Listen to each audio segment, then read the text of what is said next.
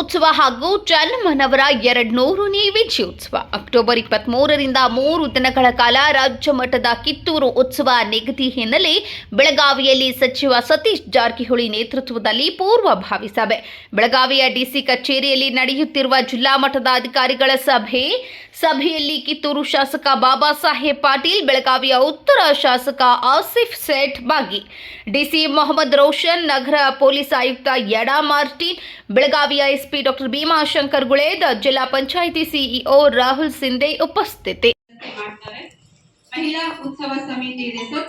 ಸಹಕಾರ ಸಂಘಗಳ ಸಹಾಯಕ ನಿಬಂಧಕರು ನೋಡ್ಕೊಳ್ತಾರೆ. ಮಹಿಳೆಯರಿಗಾಗಿ ವಿಶೇಷ ಕಾರ್ಯಕ್ರಮಗಳನ್ನು ಆಯೋಜನೆ ಮಾಡುವುದು, ಮಹಿಳಾ ಗೋಷ್ಠಿಯನ್ನ ಏರ್ಪಡಿಸುವುದು. ಇಷ್ಟು ಸರ್ ನಮ್ಮ 16 ಸಮಿತಿಗಳಲ್ಲಿ ಸಚಿವರಾದಂತಹ ಶ್ರೀ ಸತೀಶ್ ಜಾರಕಿಹೊಳಿ ಅವರಿಗೆ ಈ ಸಭೆಗೆ ಸ್ವಾಗತವನ್ನು ಕೋರುತ್ತೇವೆ.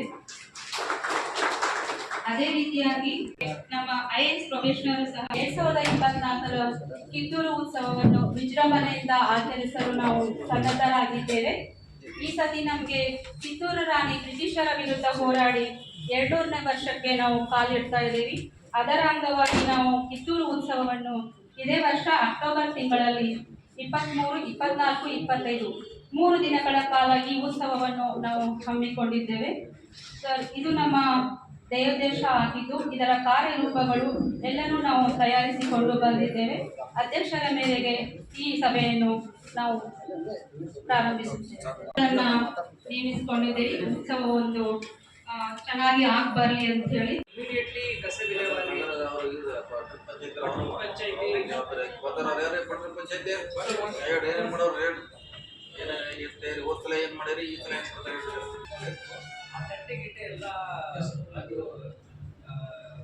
ಎಷ್ಟು ಇದು ಸ್ವಲ್ಪ ನೋಡ್ಕೋಬೇಕು. ಕಸದ ಸ್ವಲ್ಪ ವಿಲೇವಾರಿ.